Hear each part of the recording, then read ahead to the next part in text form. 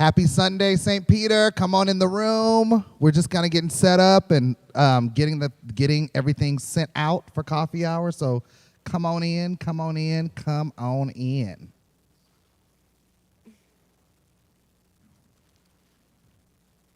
The pastor's in the room going, "Where's my coffee? Can I get my coffee? Where's my coffee?" He's so prima donna. You're about to see him walk across. Hour. Very prima donna. Where's my coffee? Marcus, our bed is uncomfortable. I think we need a new one. That's the new conversation. I really think we need a new bed. I think he woke up this morning. I think to help me preach better, we really need to look into a new bed. Okay. You're right. God is all. God is all. Is God in your pocketbook though? That's my question. Just trying to get it pulled up.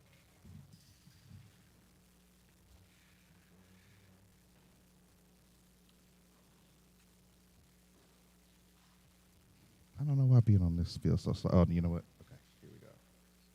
Oh, let me turn this down. Sorry, y'all. I'm just getting my life together, sharing it out, doing my thing. Okay.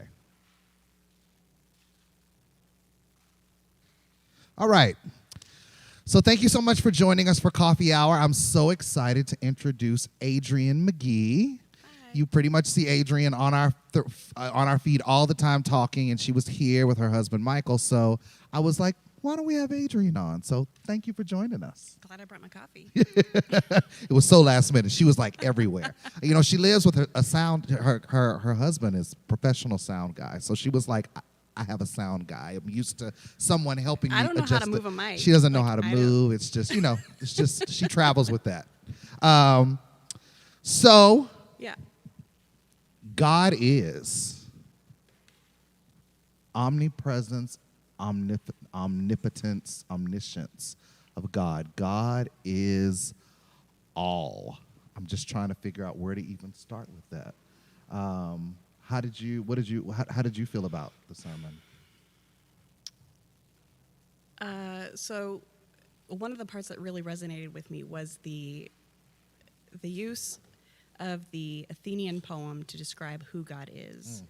And I took a class on Christian-Muslim relations years ago. And one of the things that really stuck out to me was the idea that Islam has two sets of holy scriptures.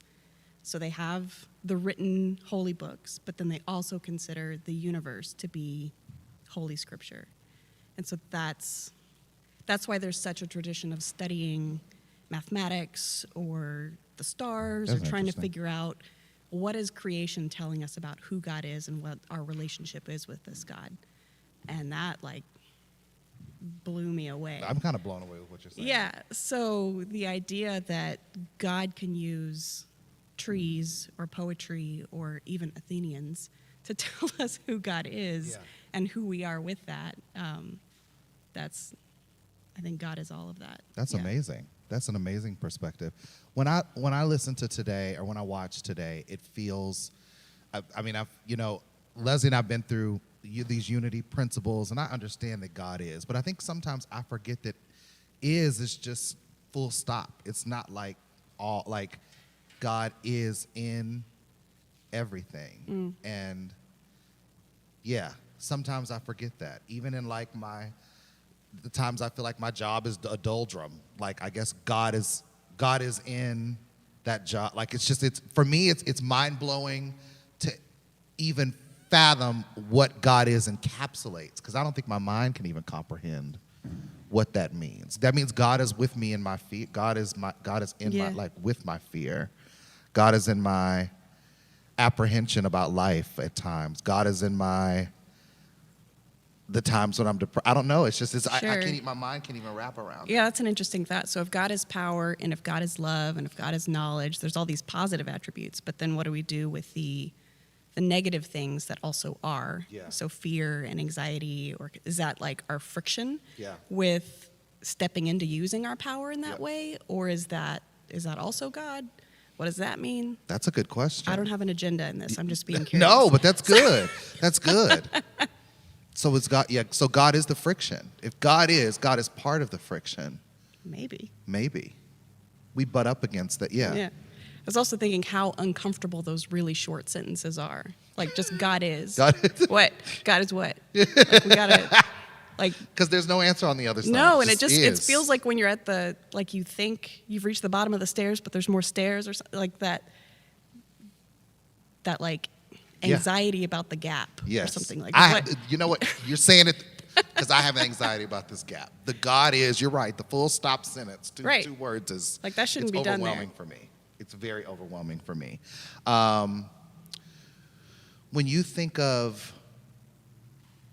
God's presence or where you've seen God, where have you seen God this week? There's been some really, really cool images coming from Perseverance on Mars. And that's one of the things that, like, there was this one image that just shows all the stars from Mars. And just, I felt like my whole body coming into peace when I saw that. It was just, and that's always there, but we don't, it took some little robot going to another planet to put a picture on Facebook for me to see it and still feel God. Yeah. Like that's, I don't know. What about you? I saw God this week in the time we spent together. I think that was God. I think that there was beauty in that conversation and in that energy. And so I think that's one of the places I felt God this week. I felt God this week with the release of the Tina Turner trailer about the documentary coming out March 27th. So if you are watching this telecast, please make sure you are tuned in to the Tina Turner documentary on HBO Max March 27th. Anyway, March 27th. So yeah, I saw God there. I think I always I also like in the what is it? In the conflict, I see God in conflict, and so I can't stop thinking about what we saw last week and what Leslie kind of preached about with the little boy who froze to death. And but the outpouring of love on that little boy, I do see God in that. Yeah. And that's a question for everyone to put in the chat. Where did you see God this week? Where has God been for you this week? So just to get into some of the comments. When I said, I was talking about the mattress, Megan says maybe a twofer. Kim said you need one of those purple beds. I think they have a store in the Galleria. Shelby Murphy Mann says start an alpha, end an omega. Reminds me of the four loves. I love that. Pastor Leslie says humans have always wrestled with who God is. It's time for us to admit this struggle. And Alan Richards said God is in Job's complaint against God. That's interesting. That's interesting. And then is this? I think it's Leslie. It's St. Peter. And God uses that as an input to shape each other. Megan says those tough feelings often show up to help us tap into God. If I turned to God when my anxiety kicked up instead of spiraling, I bet that would change my life. Wow. Yeah. Megan, that's really good. That is really good. I think I saw God this week. Speaking of Megan, I saw God this week in the recovery effort of my neighborhood. Just seeing, really the city of Houston as a whole. I think we're all getting to a point where we're helping each other. Yeah. But I mean, just seeing people actively helping. But something else I was talking about this week is there is, I think for Houstonians, I was talking to y'all this week about that. There's a trauma that's starting to butt up against all of these natural disasters. For sure. I mean, it's like it doesn't stop. And if you don't, I mean, y'all have been through the Memorial Day floods, Harvey victims, and now this. It's Tax day floods too. Tax day floods. Yeah. So I can't imagine how you handle the trauma. Yeah, it was really interesting watching, we made it through the winter storm with discomfort, but we were fine. And just remembering that dichotomy when everybody else went back to normal after the tax day floods or after Harvey, and we were just spiraling and stuck with FEMA and all of the mud and gross, and everybody else is talking about lunch plans or how inconvenient it was that Kroger was closed for a week. And I was like, you can't talk to me about that. Yeah. I am not I'm sorry Kroger was closed, but Yeah. I'm not your person to vent to about that. Yeah. And so carrying that with this week, and like now I'm back to normal and I'm thinking about where to go for lunch and whether I want to go to H Mart or HEB. But I'm not going to talk to people about that Yeah. if they've had a hard time with their plumbing or. So just being really present to that, wanting to love people well, wanting to honor myself and still have a good time and enjoy the sunshine and not get dragged down into that fear and anxiety. And like I'm really proud of myself for not getting re-traumatized. It's a lot of work. Yeah. But just being really, really gentle with people. And I think Houston is so good at pulling together, and I think that's part of where that energy comes from, where we get so excited and there's so much empowerment in helping other people. And I think that's, the God in us is just, we're recognizing that more in each other when that happens. But there's also God in just being patient with people. Absolutely. And having that grace for somebody losing their mind when they can't get the right PVC pipe, or like they needed that. And if Yeah. it doesn't work, like just holding that space for people as we go forward into the next several months or the next time, I don't know, like hurricane season's coming right back around. Yep, So yep. It's chasing us remember down. that people are going to have a hard time, and that shows up in all kinds of yucky ways. Yeah. Where stress just does things. How So- would you, I'd love to hear, because you and Michael have just been through so much in respect to natural disasters, specifically here in Houston. Are there tips you can give on ways to, after traumas like this, how have the both of you found ways to cope? What are your ways to like cope and I would figure things advise out? therapy sooner than later. I didn't realize that PTSD was affecting me until I was already like really vomiting PTSD symptoms everywhere around me. So don't think that you have to hold it together or like keep proving. I don't know, like you can't fake it if you're falling apart, but I thought I could do it really good. Anyway, so get help. It's okay to get help. Like I think there's a lot less pride at risk when you say, I can't find the right PVC pipe, or can somebody recommend a plumber, or can you help me? Like, we're so good at finding these tangible things that we need help with. But when it comes time to say, like, I don't know how to sleep at night because I can't stop shaking, or I can't leave the house without feeling like I need to have a go bag in case I can't get home again. Like, that's something to get into conversation with somebody who's professional for that. And that's okay. When I saw a list of reasons that people do get therapy, and it was like, oh, you're having job troubles, or you had a breakup. These are reasons that people need therapy sometimes. And like, they didn't even include natural disasters or losing your home or not being able to work because of stress levels. So like, it counts, this level of distress. And then also letting people help you in as many ways as they want to. There can be this resistance. I don't know, maybe it's because I'm a firstborn, maybe it's because I had to be a grown-up way too early, but I really don't like letting people help me.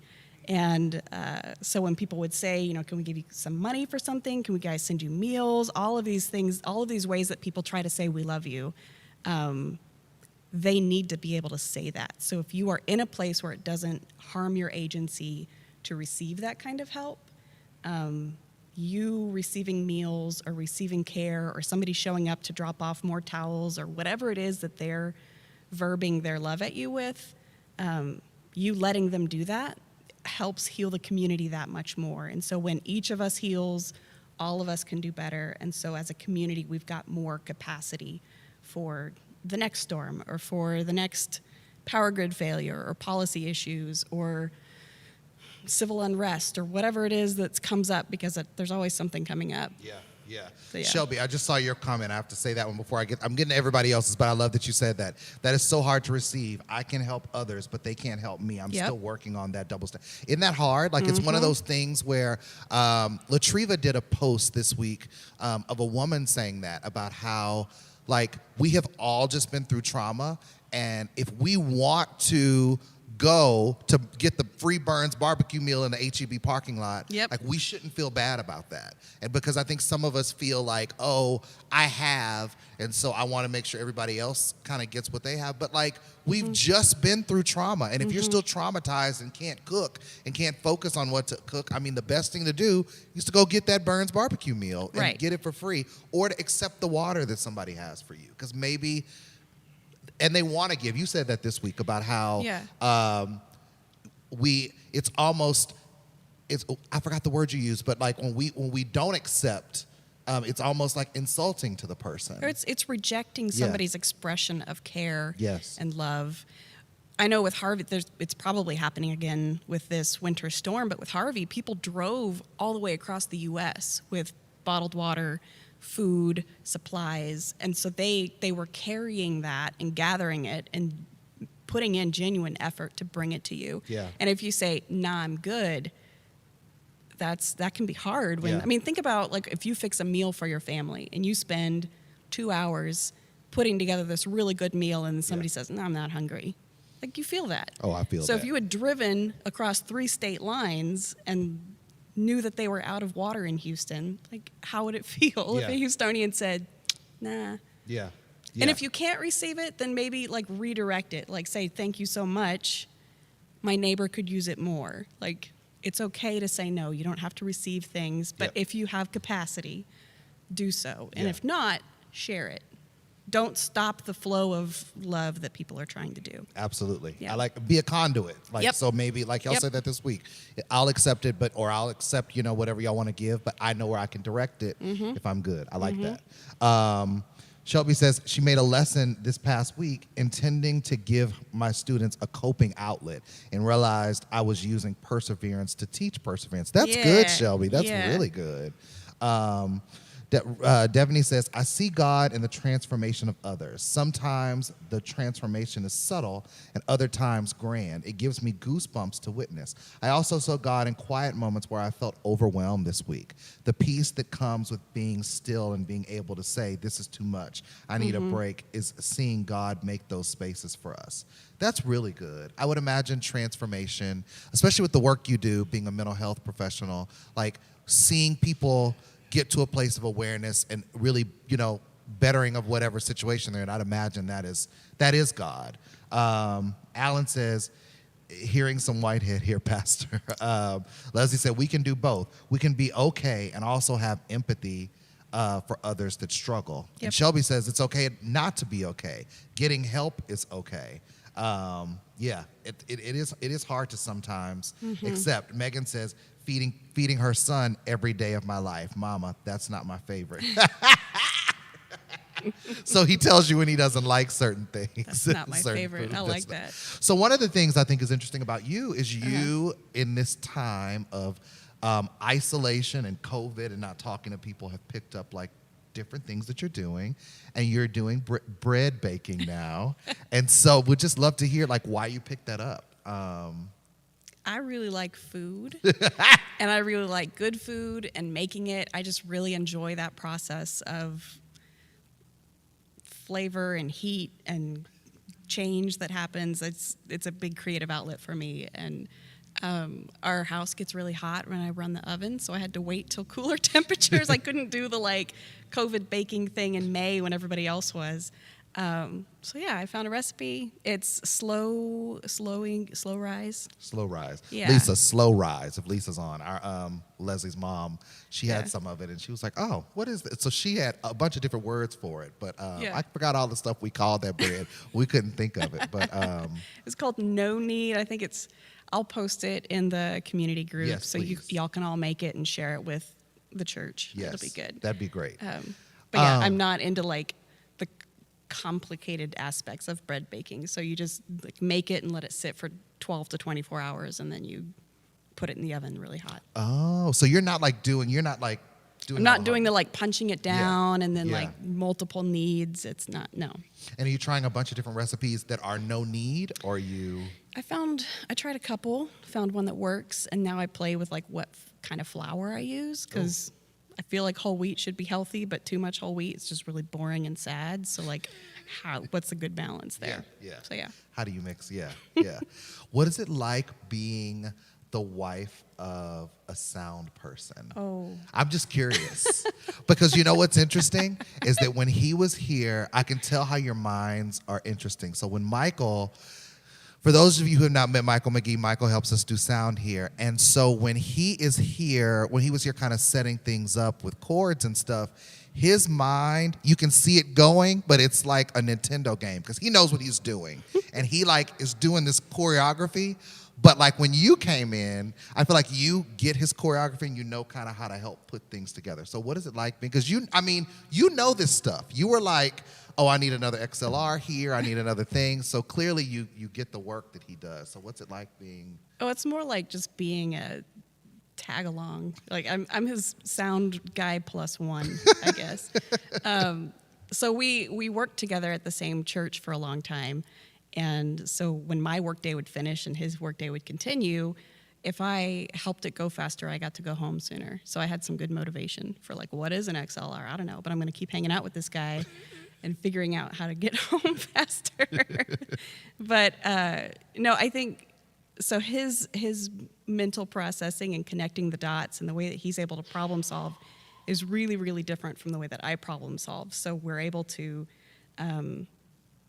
bring those two ways of thinking together sometimes. And I really enjoy asking questions. So like, even though I'm not the sound expert, I know enough to ask helpful questions. Like, why is it bouncing too much? Yeah. Or what do we do if this, like, I don't know the answers to those questions, but his brain can find them. So. And so on that note, one of the things I want to put out to everyone in the chat that we kind of talked about was, as people who are creatives, and Shelby, I can't wait to see what you write, but as people who are creatives, let's put everybody into a creative category. Right. When we were talking, we said there's kind of two different categories of creatives. There is the, how do we put it? Artist. There's the versus- artist and the artisan.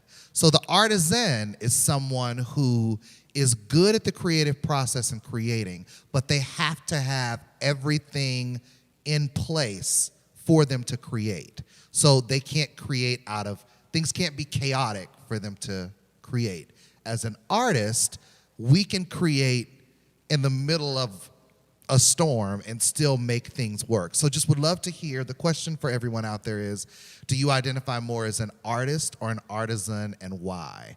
I think that's probably one of the contentions in my marriage because I am an artist and he is an artisan. So I can create in the middle. We were at dinner the other night and I had come up with how I wanted to change Easter. Like my mind is always just kind of going.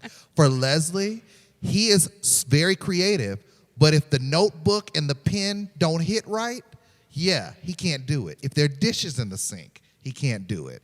If Josephine is moving around too much, he can't do it. If it's not the right consistency of sheets on the bed when he woke up, he can't really create. So, because he likes to get these sheets starched, people. Y'all think I'm the extra one, but he puts those sheets in the cleaners and gets them starched. Yeah, it's not me. Yeah, everybody thinks it's me. I only like Mercedes. That's the only way I'm extra. He's much more extra than I am. That's the only way you're extra. extra. The only way I'm extra. So... what? They said that's expensive extra. So would love to, so for him, he has to have all the factors in line for him to be able to create. And I think we decided you're an artisan, right? Or you're in the middle. I don't know. So I have pretty high anxiety, so I don't know how much that plays into me needing to have things in order to like have the mental capacity, because I feel like when there's chaos or too much noise or dishes in the sink or I don't have the right pen, like each one of those things is not necessarily a huge deal, but it's something that's taking some of my attention. Yeah. And so if I want to have enough headspace to put together something beautiful, The pastor just then said you've amen. just got to have enough capacity. So like the less things that are taking away from what I can work with, I guess that's a big difference, where if more of the noise or more color or more interruptions spark those connections for you, then that's, I don't know, some of that might also be introvert and extrovert thing, where That could be. I need I need time to recharge, and then good stuff can happen. But if I'm constantly being depleted or called on or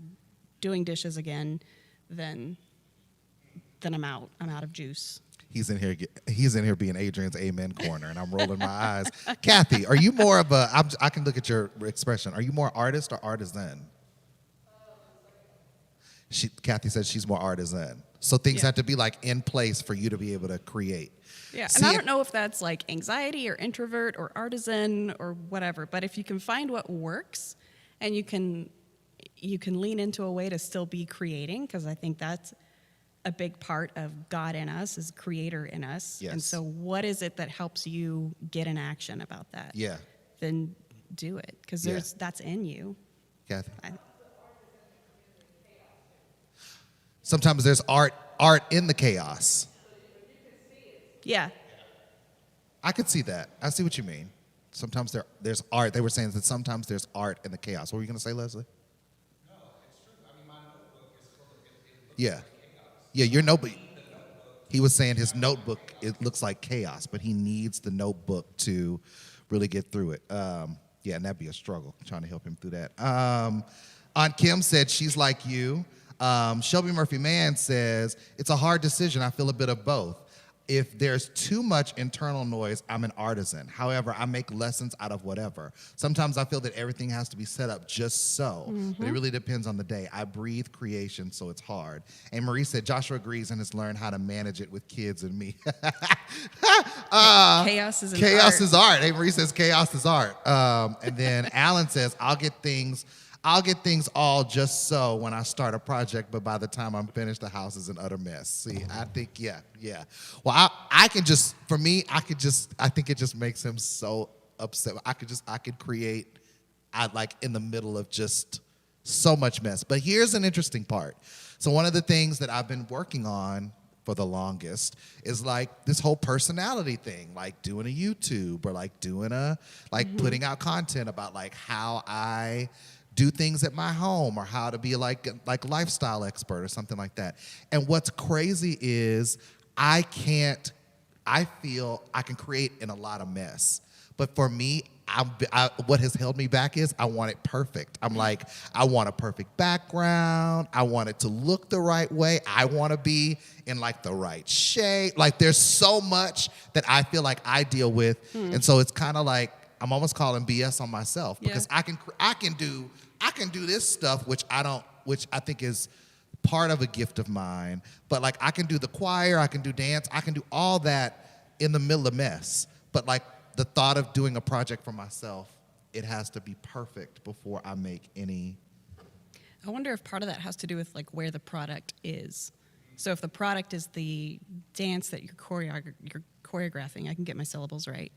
Or if you're, I don't know, putting together a dinner party or something, that's all outside of you. But maybe these projects where you're wanting to work on it, like if it's inside of you, I don't know, if it's harder to make the art out of the chaos, if you're feeling like the chaos is inside of you or something. I think I can relate to that. Totally armchair. No. There's something. There is. I feel like I have this tension where everything else I do, I guess. So I'm going to put it like this. I feel like I'm serving others. When I'm like creating a dinner experience or doing the choir stuff or dancing, that I feel like is for others. I want to serve others and make others and serve. I feel like I get conflicted to have to do something for myself. Maybe that is it. Maybe you just therapied me. I'm going to tell Shelby says here, perfectionism is sibling to the imposter syndrome. Shelby be just calling. You be strumming my pain with your fingers. You be strumming my yes. She be strumming my pain with her fingers. She's singing it. It's killing me. Alicia says, I would say that I'm a lean creative. I know how to make something out of nothing or beauty out of mess. That's good. Leslie said, this is important because we need to understand how God creates through us. It takes all types. Yeah. Absolutely, it does take all types. A. Marie says, I feel like it's very easy for me to be in chaos. I work better in the mess. And see, for me, I like the mess. Like, right. Especially like work. Yeah. I think some people, if it's too ordered, there's like nothing to react with. No. So you've got to have something to spark. Yes. I need that. I need the mess so that I can like Yeah. get to it. I know it's helpful living with someone who's more of an artist and I'm more of an artisan, having separate spaces where those things can happen. Yes. So if there's parts of the house where my order doesn't get disrupted as much, that's very helpful for me. And if there's parts of the house where I don't need to create as much order, where there's mess happening, that's also helpful. That's and then good. if we're not trying to like have those two spaces combat each other, Yeah. then everybody can be more at peace. That's good. That's really good. I think we do a good job of like keeping spaces like so we're in your office. He's able to really like have his space, have it the way he wants. I mean, he needs the entire house a certain way. So I mean, that kind of gets on my nerves for him to be able to produce. But I mean, you keep your room and you do all that. But he lets me. I'm not gonna say because I have not touched. I'm not gonna. Never mind. I'm not gonna say that because you're gonna come for me. I'm not gonna say that. No, I was gonna say, but you let me out of choir. I was gonna say, but you let me out of choir office. But the choir office is not how I want it. But I know that I know it irks you all the paper in there. Yeah. No, it isn't. But let's go to the next thing. Shelby Murphy man says. 12 books. Oh, St. Peter United, 12 books, open highlighters everywhere in every other color. All the pens are gone. 30,000 drafts everywhere. And Aunt Kim says, I shut down in a mess. I just can't do it. Yeah. And I can see, because I mean, I would say that for the most part, that's Leslie. He cannot, like, if it is just, because I can, like, take my time and get things done. I'm like, oh, we could just get to it. And he's like, no, it needs to get done now, or he can't. Like, dishes have to be done, laundry folded, life good, so that he can focus on everything else. So There have been times that I like got back out of bed to go finish the dishes because I needed that closed. Because I feel like there's tabs that open in my mind with every little thing, and I've just got to close some, You're like or else strumming like his face. I'm gonna Leslie's in here about to catch the override Holy my Ghost. CPU and like everything shuts down. I can't do it. So if I can just close the dishes tab, then that's one more bit of capacity. Well, I thank you so much Yeah. for taking time to be on Coffee Hour with me today. Sure. You are invited to come anytime. Thank you. And St. Peter, I hope that you enjoyed the service today. It was so great being able to create with the choir. It was great being able to worship today. Marti, thank you so much for what you did with that song, So good. with Nobody Greater. It was just such an amazing worship service today. So a few reminders. Remember that next Sunday there will be no coffee hour as we will be having the congregational meeting. So for those of you who have members in your orbit who sleep in and watch the telecast after, after it, please make sure that you tell them there's a congregational meeting immediately after. We really need to make quorum just to talk about what's going on at the church, how well we're doing, and some other great things that are coming up. So please, please, please, please, please, please, please make sure that you show up for that. So that's next Sunday, immediately following service. I love you all. Adrian, again, thank you for being here. And y'all have a very happy Sunday. Happy Sunday.